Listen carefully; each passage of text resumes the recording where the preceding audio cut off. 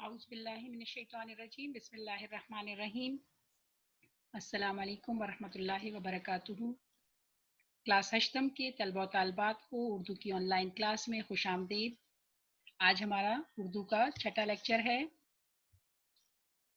پچھلے لیکچر میں ہم نے اپنا سبق شروع کیا تھا پاکستان کے چند اہم تہوار، اور اس کا آخری پیراگراف جو ہے وہ رہتا تھا۔ اب ہم وہیں سے آج شروع کریں گے۔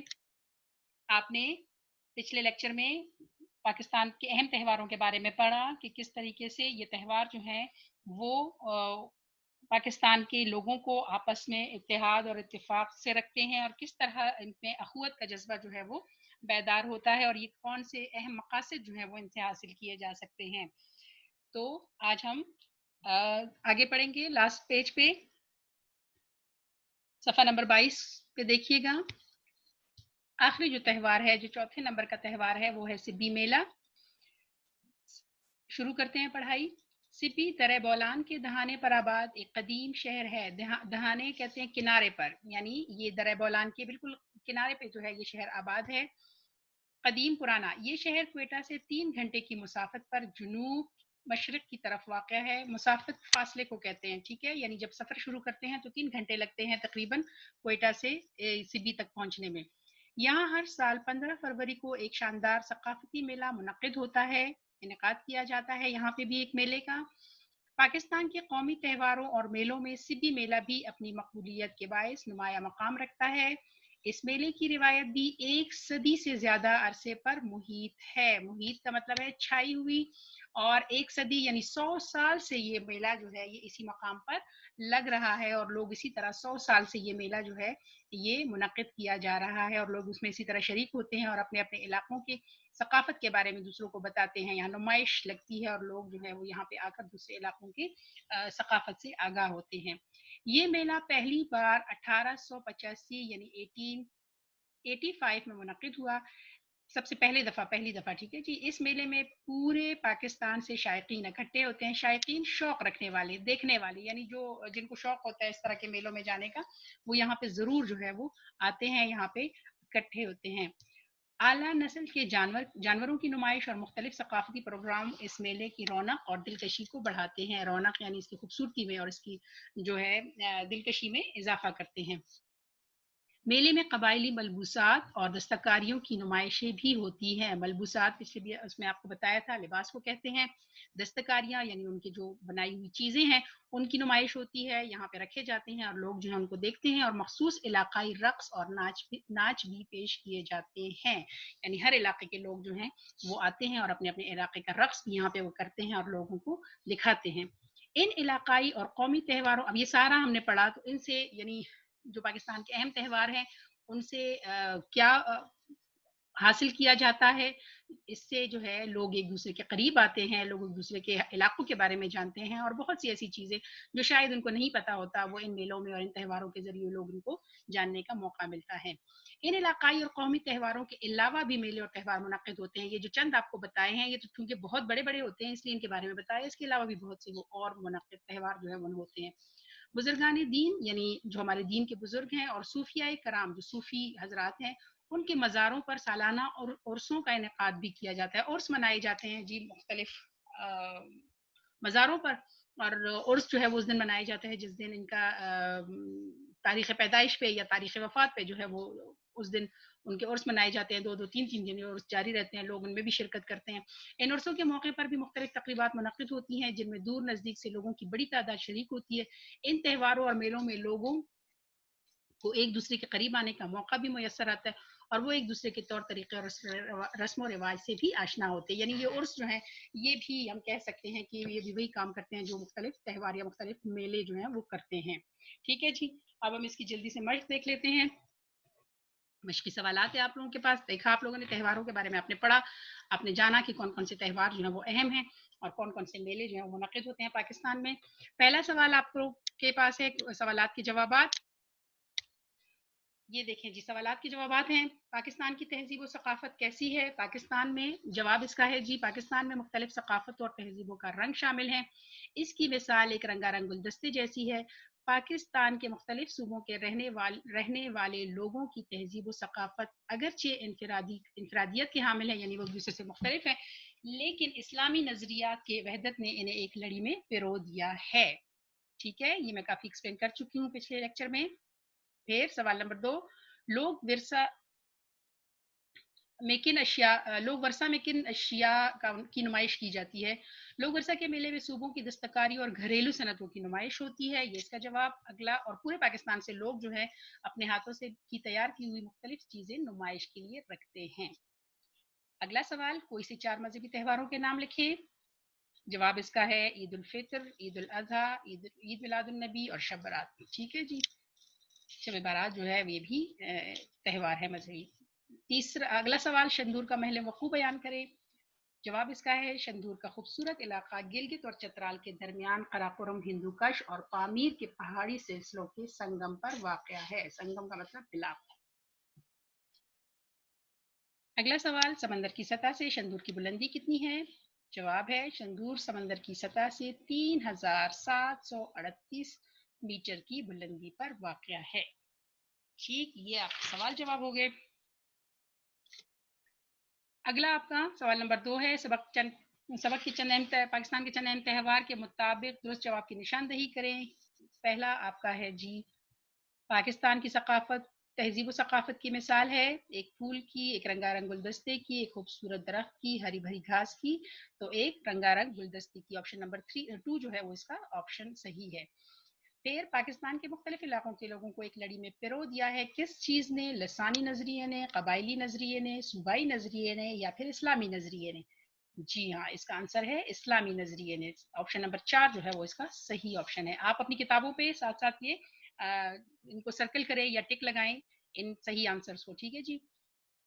لوگ ورثہ کا میلہ شہرت کا حامل ہے، عالمی، علاقائی، صوبائی، ملکی یا عالمی؟ جی عالمی سطح پہ. ٹھیک ہے جی، یہ نمبر 4 آپشن اس کا صحیح ہے. پاکستان بنیادی طور پر ملک ہے کون سا؟ صنعتی، زرعی، تفریحی یا ساحلی؟ بالکل نمبر 2 آپشن اس کا صحیح ہے، زرعی ملک ہے. زراعت کیونکہ اس میں بہت زیادہ ہوتی ہے، یا لوگ جو ہے وہ بہت زیادہ زراعت کے پیشے سے منسلک ہیں. پھر پاکستان کا سب سے بڑا میلہ مویشیاں منعقد ہوتا ہے کہاں، کب؟ جنوری کے آخری ہفتے میں، فروری کے آخری ہفتے میں، مارچ کے آخری ہفتے میں، یا اپریل کے آخری ہفتے میں؟ آپشن نمبر 2 فروری کے آخری ہفتے میں، یہ اس کا صحیح آپشن ہے. آج میں تھوڑا جلدی پڑھ رہی ہوں کیونکہ آج ہم نے تھوڑا سا کام زیادہ کرنا ہے، ہم نے ایک نظم بھی کور کرنی ہے. اچھا جی، لوگ ورثہ کے زیر اہتمام میلے کا انعقاد کیا جاتا ہے، لاہور میں، شندور میں، اسلام آباد میں یا سبی میں؟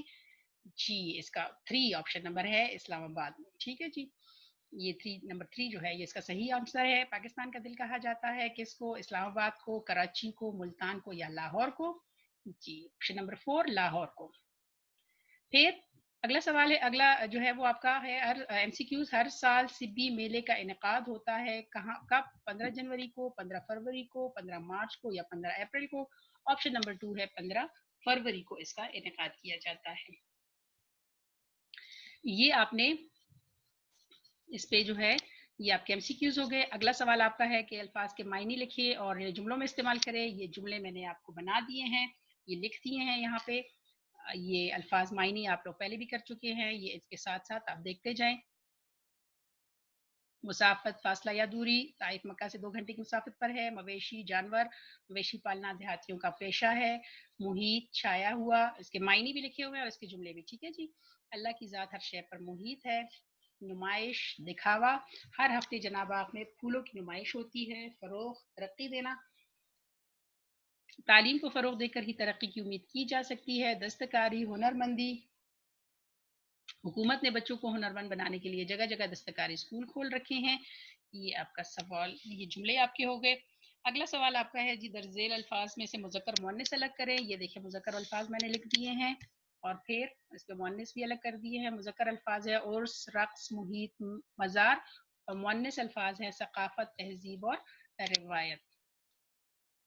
پھر آپ نے کالم الف اور بے کرنا ہے، یہ آپ نے خود دیکھ لینا ہے جی. یہ میں نے ملا دی ہوں اس پہ. پھر آپ نے واحد جمع کرنے ہیں. سوال نمبر 8، درج ذیل الفاظ میں سے واحد کی جمع اور جمع کے واحد لکھیں.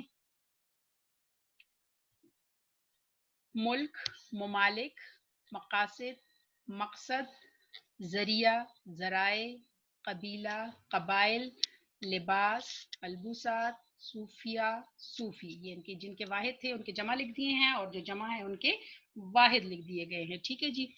इसके अलावा आपका क्वेश्चन नंबर 9 फिर आपका है पाकिस्तान के सबक पाकिस्तान के चंद अहम त्यौहार के मुताबिक दुरुस्त और गलत की निशानदही करें। ये भी मैंने यहाँ पे कर दिया है। ये भी लोक विरसा के मेले में 30 से ज़ायद ममालिक के दस्तकार शरीक होते हैं, ये गलत है। दूसरा, पाकिस्तानी तहजीब को बनाने और संवारने में इस्लामी त्योहारों का बड़ा अहम किरदार है, दुरुस्त। कौमी और इलाकाई त्यौहार लोगों में मोहब्बत का रिश्ता मजबूत करते हैं, दुरुस्त। चंदूर का पोलो ग्राउंड दुनिया का दूसरा बुलंद तरीन ग्राउंड है, गलत, ये पहला बुलंद तरीन सबसे ज्यादा बुलंद है। मेले लोगों को एक दूसरे के करीब आने के मौके फराहम करते हैं, दुरुस्त। शंदूर में हर साल गिलगित और बल्दिस्तान की रवायती हरीफ टीमों के माबैन पोलो मैच मुनक्किद होता है, ये गलत है। गिलगित और चित्राल के माबैन होता है ये मैच। अच्छा जी, ये हमारा चैप्टर जो है कंप्लीट हो गया अल्हम्दुलिल्लाह। अब आपने अगली हमारी एक नज्म है दरिया की कहानी, ये आज हम पढ़ेंगे। इसी के साथ ये भी आपने जुमले करने हैं कॉपियों पे और आपने अल्फाज सवाल जवाब करने हैं और जुमले लिखने हैं कॉपी में। पेज नंबर 66 पे 66 पेज नंबर 66 पे आपके पास ये नज्म है दरिया की कहानी, ये भी आज हम पढ़ लेंगे क्योंकि अभी आपकी छुट्टियां होने वाली हैं और आप फिर छुट्टियों में इनकी तशरीह करेंगे। ठीक है जी। और बहुत से चैप्टर्स हमने दरमियान में छोड़ दिए हुए हैं, कुछ चैप्टर सेलेक्टेड हैं आप लोगों के लिए, जैसे आपको मैंने पहले भी बताया था। तो उसमें हम एक अगली हमारे पास नज्म है दरिया की कहानी।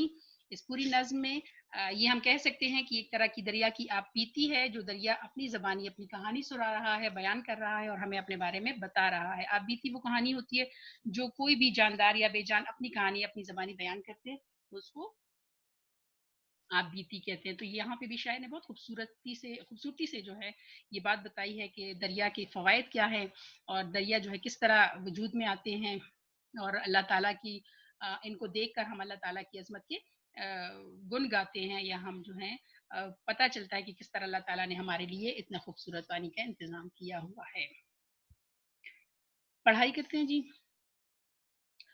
सुनाता हूँ मैं तुम्हें अपनी कहानी, मैं दरिया हूँ मेरी ताकत है पानी, मेरी पहचान है मेरी रवानी, न थकने दे मुझे भी जवानी, मैं दरिया हूँ मेरी ताकत है पानी। पेज नंबर 66 आप लोग खोल लें। चट्टानों को किया है चाक मैंने, पहाड़ों को किया है खाक मैंने। चाक का मतलब है चीरना फाड़ना। पहाड़ों को किया है खाक मैंने, खाक मिट्टी करना। किया है राह गुजर को पाक मैंने, राह गुजर का मतलब है रास्ता। बिठाई है जमीन पर धाक मैंने, धाक का मतलब है रोब दबदबा। मैं दरिया हूँ मेरी ताकत है पानी, मैं हरियाली की दौलत बांटता हूँ, मैं जरखेजी की ताकत बांटता हूँ, मैं खुशहाली की राहत बांटता हूँ, मैं फसलों में मोहब्बत बांटता हूँ, मैं दरिया हूँ मेरी ताकत है पानी। ठीक है जी। मुझे चलना है सस्ताना नहीं है, सस्ताना आराम करना। सफर करना है घबराना नहीं है, घबराना परेशान होना। कहीं भी मुझसा दीवाना नहीं है, दीवाना पागल सौदाई। हकीकत है ये अफसाना नहीं है, अफसाना कहानी को कहते हैं। मैं दरिया हूँ मेरी ताकत है पानी, डॉक्टर मोहम्मद सालेह की नज्म है हमारे पास, जिसमें दरिया जो है वो अपनी कहानी बयान कर रहा है और हमें बता रहा है कि किस तरह दरिया जो है हमारे लिए मुफीद है और हम उससे क्या क्या फायदे उठाते हैं।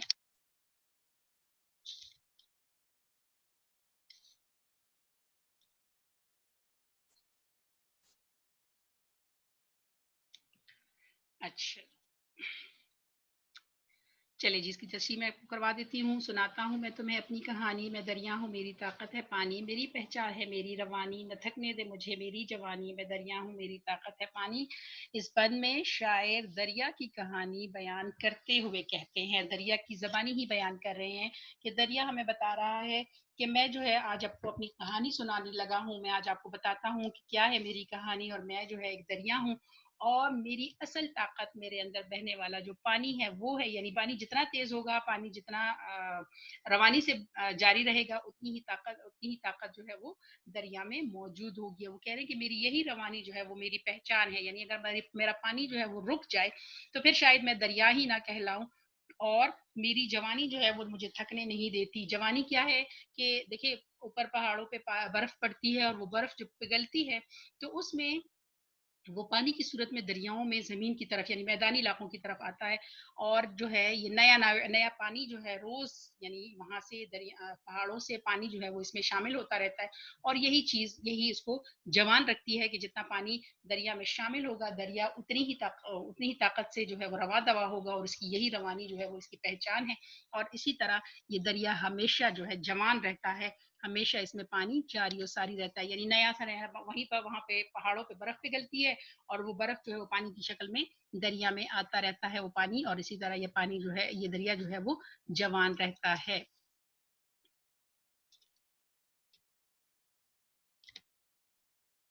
اگلے بند میں چٹانوں کو کیا ہے چاک میں نے, پہاڑوں کو کیا ہے خاک میں نے, کیا ہے رہ گزر کو پاک میں نے, بٹھائی ہے زمین پر دھاک میں دریا ہوں میری طاقت ہے پانی.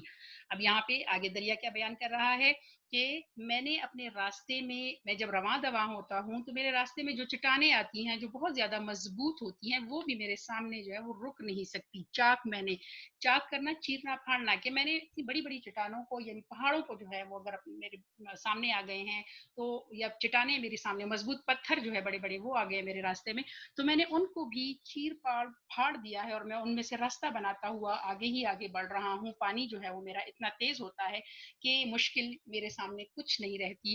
میں نے پہاڑوں کو جو ہے وہ زمین میں نے خاک میں ملا دیا, یعنی پہاڑ جو اتنے مضبوط ہوتے ہیں میں نے ان کو بھی ان کا روپ جو ہے وہ میں نے ختم کر دیا ہے. یا پہاڑوں کی طاقت جو ہے وہ میرے پانی کے سامنے کوئی اہمیت نہیں رکھتی اور میرا پانی اتنا طاقتور ہے. یا دریا کہتا ہے کہ میرے پانی اتنا مجھ میں طاقت ہے میرے پانی میں کہ بڑے بڑے پہاڑ جو ہے وہ میرے سامنے کچھ بھی نہیں ہے اور میں جس راستے سے گزرتا ہوں اس کو پاک کر دیتا ہوں اپنے لیے.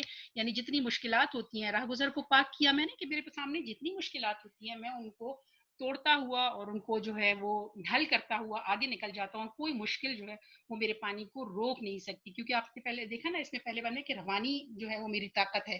یعنی اگر میں روا دوا نہ ہوں, میرا پانی جو ہے وہ چلتا نہ رہے تو شاید میں ختم ہو جاؤں. دریا کی تو ظاہری بات ہے پہچان یہی ہے کہ اس میں پانی بہ رہا ہوتا ہے. تو یہاں پہ بھی وہ کہہ رہے ہیں کہ اگر میرا پانی جو ہے جہاں سے میرا پانی گزرتا ہے اور میرے سامنے کوئی مشکل آ جاتی ہے تو میرا پانی جو ہے اس مشکل کو قابو میں کر لیتا ہے اور میں جو ہے وہ آگے بڑھتا رہتا ہوں. بٹھائی ہے زمین پر دھاک میں نے اور اسی وجہ سے میرا ایک خاص قسم کا روب ہے, ایک خاص قسم کا دبدبا جو ہے وہ زمین پر بیٹھ گیا ہے. کیونکہ دیکھیں دریا کا پانی بہت تیز ہوتا ہے اور اس کو دیکھ کر انسانوں کے دل میں تھوڑا خوف پیدا ہوتا ہے. تو وہ کہہ رہے ہیں کہ زمین پر جب میں آیا ہوں, میں اترا ہوں سارے مشکلات کو حل کرنے کے بعد, اپنا راستہ پہاڑ اور چٹانوں میں بنانے کے بعد جب میں زمین پر گزرتا ہوں تو وہاں پر بھی میرا روب جو ہے وہ قائم رہتا ہے. میں دریا ہوں میری طاقت ہے پانی, کہ میں ہی میری طاقت جو ہے اصل میں میرا پانی ہی ہے کہ جتنا طاقتور میرا پانی ہوگا اتنا ہی دریا کہتا ہے کہ میں مضبوط ہوں گا.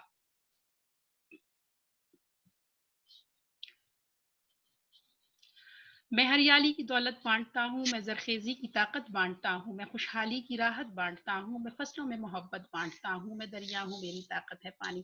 اب وہ یہاں پہ اپنے فوائد بتا رہے ہیں. ٹھیک ہے جی, اس فن میں دریا جو ہے وہ اب اپنے فوائد بیان کر رہا ہے کہ میں جو ہے جب آتا ہوں زمین پر اتنا مشکلات کو قابو کرنے کے بعد یا اتنی مشکلات کو جھیلنے کے بعد چٹانوں کو جو ہے نا وہ پہاڑوں کو چٹانوں کو اپنے راستوں میں اپنا راستہ صاف کرتے ہوئے جب میں زمین پر پہنچتا ہوں تو یہاں پہ پہنچ کر میں کیا کرتا ہوں کہ یہاں پہ پہنچ کر ہریالی کی دولت بانٹتا ہوں. یعنی دریا کا پانی دیکھیں جہاں سے گزرتا ہے, پانی ظاہری بات ہے زمین کی زرخیزی کے لیے بہت اہم چیز ہے کہ جہاں سے بھی یہ پانی گزرتا ہے وہاں پہ موجود زمین جو ہے وہ زرخیز ہو جاتی ہے. کسان جو ہے دریاؤں سے چھوٹی چھوٹی نہریں نکال کر پھر اپنے کھیتوں کو سیراب کرتے ہیں اور یہ پانی جہاں جہاں سے گزرتا ہے وہ زمین سرسبز ہو جاتی ہے, ہریالی چھا جاتی ہے. تو یہاں پہ بھی دریا کہہ رہے ہیں کہ میری ہی وجہ سے اگر دیکھا جائے تو زمین پر یہ ہریالی جو ہے وہ موجود ہے. میں زرخیزی کی طاقت مانتا ہوں کہ جہاں سے دریا گزرتے ہیں ظاہری فصلوں کو پانی چاہیے, زمین کو زرخیز رکھنے کے لیے پانی چاہیے ہوتا ہے. تو وہ کہہ رہے ہیں کہ لوگ جو ہے یہ پانی مجھ سے لیتے ہیں اور میری ہی وجہ سے زمین کی زرخیزی, زمین کی خوبصورتی میں اضافہ ہوتا ہے, جہاں پہ ہر طرح کی فصلیں جو ہے وہ میری وجہ سے اگتی ہیں. میں خوشحالی کی راحت بانٹتا ہوں. یہاں پہ وہی اسی بات کو آگے میں فصلوں میں محبت بانٹتا ہوں کہ میری ہی وجہ سے فصلیں جو ہیں وہ سرسبز و شاداب رہتی ہیں, میرے ہی پانی کی وجہ سے فصلیں جو ہیں وہ اناج دیتی ہے اور یہ اناج جو کسان جو ہیں وہ بیچتے ہیں تو وہ خوشحال ہو جاتے ہیں, ان کی زندگی آرام سے گزرتی ہیں. اور میری ہی وجہ سے یہ فصلیں جو ہیں یہ خوبصورت رہتی ہیں، یا ہم کہہ سکتے ہیں کہ زمین جو ہے وہ زرخیز رہتی ہے، زمین خوش رہتی ہے، ہر طرف خوشحالی ہی نظر آتی ہے، کیونکہ لوگوں کو جب ان کی فصلوں سے صحیح ان کو فصل ملتی ہے، ان کی زمینوں سے ان کی فصلوں کی قیمت ملتی ہے، تو لوگ جو ہے وہ اچھی زندگی گزارتے ہیں، خوشحال زندگی گزارتے ہیں۔ تو دریا کہتا ہے کہ یہ ساری زمین کی خوبصورتی جو ہے، یہاں کی ہریالی، یہاں کی زرخیزی، یا یہاں کے لوگوں کے رہنے کی خوشی جو ہے، ان کی خوشحالی ہے، وہ ساری میری وجہ سے ہی ہے، کیونکہ میں دریا ہوں اور میری طاقت پانی ہے، کہ جب تک میرے اندر پانی موجود ہے میں طاقتور ہوں، اور میرا پانی ہی جو ہے وہ میری اصل طاقت ہے۔ اگلے میں، مجھے چلنا ہے سستانا نہیں ہے، سفر کرنا ہے گھبرانا نہیں ہے، کہیں بھی مجھ سا دیوانہ نہیں ہے، حقیقت ہے یہ افسانہ نہیں ہے، میں دریا ہوں میری طاقت ہے پانی۔ اب یہاں پہ اپنی خاصیت بیان کر رہا ہے دریا، کہ کس طریقے سے وہ جو ہے آگے ہی آگے بڑھتا رہتا ہے، اور اس کے وہ اپنی مطلب بتا رہا ہے کہ میں کیا ہوں اور میں کس طرح آگے بڑھتا ہوں، کہ مجھے چلنا ہے سستانا نہیں ہے۔ سستانے کا مطلب ہے آرام کرنا، کہ دریا کہہ رہا ہے کہ مجھے پتا ہے کہ مجھے آگے ہی آگے بڑھنا ہے، کیونکہ روانی ہی اصل میں میری طاقت ہے۔ اگر میں رک گیا تو میں دریا نہیں کہلاؤں گا، کیونکہ رکے ہوئے پانی کو، یا جس میں پانی نہیں ہوتا اس کو تو ہم دریا نہیں کہتے۔ اس لیے کہہ رہے ہیں کہ دریا کہہ رہا ہے کہ مجھے پتا ہے کہ بس مجھے تو آگے ہی آگے بڑھنا ہے، سستانا کہیں پہ بھی نہیں ہے، آرام نہیں کرنا، کہ جیسے عام لوگ جو ہیں اپنے کام سے جب تھک جاتے ہیں تو آرام کرتے ہیں، تو یہاں پہ دریا کہہ رہے ہیں کہ مجھے تو آرام نہیں کرنا، مجھے تو آگے ہی آگے بڑھنا ہے، مجھے تو چلنا ہی ہے، سفر کرنا ہے، گھبرانا نہیں ہے، کہ میرا سفر جو ہے وہ کبھی ختم نہیں ہوتا، اور میں نے تو آگے ہی بڑھنا ہے، ہمیشہ میں نے سفر میں رہنا ہے، کہ پانی دریا جو ہے آگے چلتے جاتے ہیں، اور وہاں سے وہ پانی جو ہے وہ پھر سمندر میں گرتا ہے، لیکن پھر پیچھے سے اور پانی جو ہے پہاڑوں سے برف پگھل رہی ہوتی ہے، اور پانی جو ہے وہ آ رہا ہوتا ہے۔ تو اس لیے یعنی سمندر کا سوری دریا کا پانی جو ہے وہ ہمیشہ چلتا رہتا ہے، ایک سفر میں رہتا ہے۔ تو یہاں پہ بھی کہہ رہے ہیں کہ میں اس سفر سے گھبراتا بھی نہیں ہوں، مجھے کوئی اس سے پریشانی نہیں ہے، کوئی جو ہے ڈر نہیں ہے، کیونکہ مجھے پتا ہے کہ میری یہی خاصیت ہے کہ جب تک میں روا دوا ہوں تو میری یا مجھ میں پانی موجود ہے تو میں طاقت میں ہوں، اس لیے میں اس سفر سے کبھی نہیں گھبراتا، کہیں بھی مجھ سے دیوانہ نہیں ہے، حقیقت ہے یہ افسانہ نہیں ہے۔ اچھا، یہاں پہ دریا نے خود کو دیوانہ کہا ہے، پاگل، سودائی، ٹھیک ہے، یعنی جو پاگل لوگ ہوتے ہیں وہ اپنے کام سے کام رکھتے ہیں، ان کو کہیں سے یعنی ہم یہ کہہ سکتے ہیں کہ ارد گرد کا ماحول ان پر اثر انداز نہیں ہوتا، وہ ان کی اپنی مرضی جو وہ چاہے وہ کرتے رہتے ہیں، اگر آپ ان کو کسی کام سے منع بھی کرو تو وہ منع نہیں ہوتے۔ تو یہاں پہ بھی کہہ رہے کہ میں بھی ایک ایسا ہی دیوانہ ہوں کہ مجھے بس اپنے ہی کام سے کام ہے، مجھے بس آگے ہی بڑھنا ہے، میں نے رکنا نہیں ہے، میرے سفر نے رکنا نہیں ہے۔ تو میں بھی ایسا ہی ایک دیوانہ ہوں جس کو صرف آگے ہی آگے بڑھنا ہے، جو اپنا من موج میں آ کے اپنا ہی کام سے کام رکھے ہوئے ہے۔ اور یہ تمام باتیں جو ہے دریا کہہ رہے ہیں کہ یہ حقیقت ہے، یہ اصل میں صحیح باتیں ہیں، یہ میں کہانی نہیں بیان کر رہا ہوں، بلکہ ایک آپ کو حقیقت بتا رہا ہوں کہ میں ایسا ہی ہوں۔ تو اس پورے نظم سے اگر ہم دیکھیں کہ شاعر نے ہمیں دریا کی کہانی کیوں بیان کی ہے، کہ کس طریقے سے دریا کا پانی جو ہے وہ کن مشکلات سے ہم تک پہنچتا ہے، اور لیکن پھر بھی وہ آگے بڑھتا رہتا ہے۔ تو یہاں پہ شاعر، ہم کہہ سکتے ہیں کہ شاعر ہمیں ایک طرح کا پیغام دے رہے ہیں کہ راستے میں آنے والی مشکلات سے گھبرانا نہیں چاہیے، بلکہ ان مشکلات پر قابو پا کر آگے بڑھنا چاہیے۔ آپ لوگوں کو بھی زندگی میں آنے والی مشکلات سے گھبرانے کی ضرورت نہیں ہے، کیونکہ جب آپ ان مشکلات سے گزر کر آگے بڑھتے ہیں تو پھر بہت سے لوگ آپ سے فائدہ اٹھاتے ہیں، کہ جس طرح ہم دریا کے پانی سے فائدہ اٹھاتے ہیں، زمین زرخیز ہو جاتی ہے، لوگوں کو فصلیں ملتی ہیں، خوبصورتی چھا جاتی ہے۔ تو یہی وہ چیزیں ہیں کہ جو ہم شاعر جو ہے اصل میں دریا کی کہانی بیان کرنے کا جو ان کا مقصد ہے، جو مرکزی خیال ہے، وہ ہم کہہ سکتے ہیں کہ یہی ہے کہ ہمیں جو ہے آگے بڑھنا ہے، رکنا نہیں ہے، کہیں پہ بھی مشکلات سے گھبرانا نہیں ہے۔ ٹھیک ہے جی، یہ آپ کی ہوگی الحمدللہ نظم بھی مکمل۔ آپ نے کرنا کیا ہے؟ تشریح، تشریح آپ نے کرنی ہے۔ آپ کی چھٹیاں ہو رہی ہیں اور آپ نے اپنی کاپی اپنی چھٹیوں میں جو ہے وہ مکمل کرنی ہے۔ اچھا، مشق دیکھ لیتے ہیں۔ نظم دریا کی کہانی کے مطابق سوالات کے جوابات یہ میں نے لکھ دیے ہوئے ہیں۔ نظم کے پہلے بند میں دریا اپنی کہانی کیسے سناتا ہے؟ دریا اپنی کہانی، جواب اس کا ہے جی، دریا اپنی کہانی سناتے ہوئے کہتا ہے کہ میں ایک دریا ہوں اور میرا پانی میری طاقت ہے، میری روانی ہی میری پہچان ہے، مجھے میری جوانی تھکنے نہیں دیتی اور سب میری طاقت کی بدولت ہے، یعنی پانی کی وجہ سے ہی سب کچھ ہے۔ پھر اگلا سوال ہے جی چٹانوں کو چاک کرنے سے شاید کی کیا مراد ہے؟ جواب اس کا، اس سے شاید کی مراد یہ ہے کہ جب دریا کے راستے میں کوئی پہاڑ آتا ہے تو دریا اسے چیر کر اپنا راستہ بنا لیتا ہے، یعنی دریا کسی مشکل کو خاطر میں نہیں لاتا.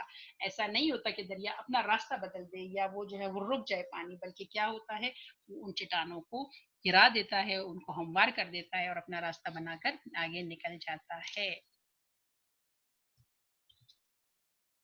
اگلا سوال، دریا کیسے خوشحالی کی دولت بانٹتا ہے؟ وہ دریا اپنی کہانی سنا رہا ہے نا، اس میں سناتے اس نے کہا ہے کہ میں خوشحالی کی دولت بانٹتا ہوں، تو وہ کیسے بانٹتا ہے؟ اس کا جواب ہے دریا کی وجہ سے بنجر زمین زرخیز ہو جاتی ہے، اس زمین پر ہر طرح کی فصل اگتی ہے اور لوگ خوشحال زندگی گزارتے ہیں. ٹھیک ہے جی، یہ اس طرح خوشحالی کی جو دولت ہے وہ بانٹتا ہے. پھر اگلا سوال، اپنے آپ کو دریا نے دیوانہ کیوں کہا ہے؟ جواب اس کا، دریا کہتا ہے کہ میں ہر وقت بہتا رہتا ہوں، آگے سفر کرتا ہوں، پل بھر بھی آرام نہیں کرتا اور اپنے راستے میں آنے والی مشکل اور رکاوٹ سے نہیں گھبراتا، بلکہ ایک دیوانے کی طرح اپنے کام سے کام رکھتا ہوں. ٹھیک ہے جی. اگلا سوال آپ کا، دریا کی روانی نے پہاڑوں اور زمینوں پر کیا اثرات مرتب کیے؟ جواب، دریا کی روانی نے پہاڑوں کو خاک کر کے مٹی بنا دیا اور زمین پر اپنا روب جمایا ہے. ٹھیک ہو گیا جی. یہ آپ کے ہو گئے سوالات کے جوابات. یہ اچھا جی، اگلا پیج آپ لوگوں کا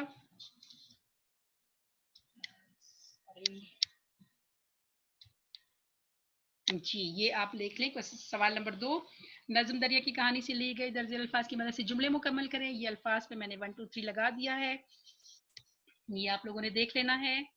اس کو، دریا کا پانی چٹانوں کو چاک کرتا ہوا بہتا چلا جاتا ہے، پھر دریا ہماری زمین کی زرخیزی میں اضافہ کرتا ہے، ہماری فصلوں کی ہریالی کا دار و مدار زیادہ تر دریا کے پانی پر ہوتا ہے. سچائی حقیقت ہے مگر کہانی افسانہ ہو سکتی ہے. ٹھیک ہے، نمبر 4 یہ ہو جائے گا. نمبر 5، دریا کا پانی لگاتار چلتا ہے، ڈیش اس کی فطرت میں نہیں ہے، سستانہ اس کی فطرت میں نہیں ہے. دریا کے پانی سے کسانوں میں خوشحالی اور ڈیش آتی ہے، راحت. ٹھیک، دریا کے پانی کی ڈیش اس کی بہاؤ کی خاصیت ہے، دریا کے پانی کی روانی اس کی خاصیت ہے. ٹھیک ہے جی، دریا جہاں بہتا ہے وہاں زمین پر اپنا روب یا دھاک، جی دھاک بٹھا لیتا ہے. دھاک آپ کو میں نے بتایا اس کو کہتے ہیں روب کو. اگلا پھر سوال دیکھ لیں. یہاں پہ آپ نے اگلا سوال آپ کا ہے، دیے گئے الفاظ سے مناسب الفاظ کا انتخاب کر کے خالی جگہ پر کرے. یہاں پہ بھی میں نے دائرہ اس پہ لگا دیے ہوئے ہیں صحیح آنسر پہ. دریا کی پہچان اس کی ڈیش ہے، روانی ہے. دریا کے پانی سے پہاڑ بھی ڈیش بن کر بہ جاتے ہیں، خاک مٹی ملانا. ٹھیک ہے، دریا زمین اور فصلوں میں ڈیش کی دولت بانٹتا ہے، زرخیزی کی. دریا کا پانی ہمیشہ بہتا رہتا ہے، کبھی ڈیش نہیں، سستاتا نہیں، رکتا نہیں، آرام نہیں کرتا. حقیقت کا متضاد لفظ ہے افسانہ. ٹھیک ہے، اس نظم میں شاعر نے دریا کو ہمارے لیے نعمت قرار دیا ہے. ظاہری بات ہے اللہ تعالیٰ کی بہت بڑی نعمت ہے جس کی وجہ سے زمین پہ ہریالی جو ہے وہ قائم ہے اور ہماری پانی کی ضروریات جو ہے وہ پوری ہوتی ہے. تیسرا سوال، الفاظ کے متضاد لکھیں اور انہیں جملوں میں استعمال کریں. یہ یہاں میں نے لکھ دیے ہوئے ہیں اور ان کی جملے بنا دیے ہوئے ہیں. راحت، رنج، دریا خوشحالی کی دولت بانٹتا ہے، خوشحالی راحت. ٹھیک ہے، یہ راحت کی دولت بانٹتا ہے، سوری خوشحالی نہیں لکھنا، یہاں راحت لکھنا ہے. دریا راحت کی دولت بانٹتا ہے. پھر حقیقت، انسان کی حقیقت کبھی چھپ نہیں سکتی. زرخیزی، بنجر پن، زمین کی زرخیزی دریا کی بدولت ہے. ان کے متضاد لکھنے اور پھر اس کے جملے بنانے ہیں. طاقت، کمزوری، اتحاد میں بڑی طاقت ہے. خوشحالی، بدحالی، کسان کسی بھی ملک کی ترقی میں اہم کسی بھی ملک کی ترقی میں کسان کسی بھی ملک کی خوشحالی میں اہم کردار ادا کرتے ہیں. یہاں پہ 2 غلطیاں ہو گئی ہیں جی، ایک تو راحت لکھنا ہے یہاں پہ اور دوسرا آپ نے یہاں پہ ترقی کے بجائے خوشحالی کا لفظ جو ہے استعمال کرنا ہے. ٹھیک ہے، پھر معنی لکھیں. یہ تو آپ کے معنی میں نے لکھوا دیے ہیں، مصرے آپ نے خود مکمل کرنے ہیں. پھر اگلا سوال، مصرے کو مکمل کرنا آپ نے خود کرنا ہے. درج الفاظ کے مرکبات کا مفہوم لکھیں، یہ بھی آپ کے معنوں میں ہو جائے گا. مرکزی خیال، ابھی آپ کو میں نے بتایا کہ مرکزی خیال جو ہے وہ کیا ہے. پھر اس کے بعد 8، کوشچن نمبر 8، الفاظ میں دیے گئے سطر میں الف میں دیے گئے الفاظ کے ہم آواز الفاظ، یہ آپ نے پہلے بھی پڑھا تھا. ہم آواز الفاظ کہتے ہیں اس کو ہم قافی الفاظ بھی کہتے ہیں جن کی آواز ایک جیسی ہوتی ہے، وہ والے الفاظ لکھنے ہیں آپ نے. الف میں آپ کو الفاظ دیے ہوئے ہیں، بے میں نے 7 لکھ دیے ہوئے ہیں. ताकत, उसका हम आवाज होगा राहत, घबराना सस्ताना, कहानी पानी, चाक धाक, सुनाता बताता, पहचान चट्टान। आप इसके अलावा दूसरे भी अल्फाज लिख सकते हैं जो ये जो अलिफ में आपको दिए हुए सतर में इनके साथ इनकी आवाज वाले जो हम आवाज अल्फाज हैं वो आप नीचे लिख सकते हैं, जरूरी नहीं आप यही वाले अल्फाज लिखें। ठीक है जी। फिर सवाल नंबर 9, दर्जेल अल्फाज की जमा लिखें। अफसाना अफसाने, ये नीचे मैंने लिख दिए हुए हैं। राहत राहतें, चट्टान चट्टाने, पहाड़ पहाड़ों, फसल फसले, दीवाना दीवाने, सफर असफार। ठीक हो गया जी, ये आपका हो गया मुकम्मल। अल्हम्दुलिल्लाह, नज़्म भी आपकी हो गई मुकम्मल। अगला अगला आपके पास ज़रबुल मिसाल और कहावतें हैं। ये अभी आप लोगों के फ़िलहाल उसमें शामिल नहीं है, ये इंशाल्लाह फिर बाद में डिस्कस करेंगे कि इनके क्या मायने होते हैं। वैसे थोड़ा सा देख लें, गुरूर का सर नीचा, गुरूर और तकब्बुर वाले को एक ना एक दिन ज़लील रुसवा होना पड़ता है। ज़रबुल मिसाल और कहावतें क्या होती है? ये जो है ये मिसालों के तौर पे बयान की जाती हैं, और के अलावा है मान न मान, मैं तेरा मेहमान, मेज़बान के बुलाए बगैर ढीठ बनकर मेहमान बन जाना। ये वो बातें होती हैं जो हमारे बड़े बुजुर्गों से हमारे पास चलती चली आ रही होती है, और हम उनको मौका माहल की मुनासबत से इस्तेमाल करते हैं। ये सिर्फ आपको बताया हुआ है। ठीक है जी, अल्हम्दुलिल्लाह ये हमारा मुकम्मल हो गया। खुश होंगे आप लोग भी। आज आखिरी लेक्चर है, आप ये इसके बाद आपकी छुट्टियां हो जाएंगी, और आप दुआ करें कि हमारी छुट्टियां के बाद हमारी क्लासेस जो हैं वो शुरू हो जाएं, और आप भी और हम भी अपनी क्लासेस में बैठ के अपने तरीके से अपनी पढ़ाई को जारी रखें। तो दुआओं में याद रखिएगा। छुट्टियों को एंजॉय करने के साथ साथ अपने तमाम लेक्चर्स को दोबारा ज़रूर सुनिएगा। दिए गए काम जो है वो ज़रूर करें अपनी कॉपियों में। अपने तशरीह जो है मुकम्मल कर लें, क्वेश्चन आंसर कर लें। कॉपियाँ आपकी सही से होनी चाहिए। इंशाल्लाह इंशाल्लाह छुट्टियों के बाद जब स्कूल खुलेंगे तो हम सब जो हैं मिलेंगे और अपनी क्लासेस का आगाज़ करेंगे। तो दुआ में याद रखें, हमारे लिए दुआ करें, अपने इदारे के लिए दुआ करें, इस वबा से छुटकारे की दुआ करें। सबके लिए अपनी दुआओं में याद रखें। अपनी छुट्टियों को एंजॉय करें, एंजॉय करने के साथ साथ अपने वक्त ज़ाया करने के बजाय अपने काम पर भी तवज्जो दें, और हमें भी याद रखिए। ओके बेटा, अल्लाह हाफिज।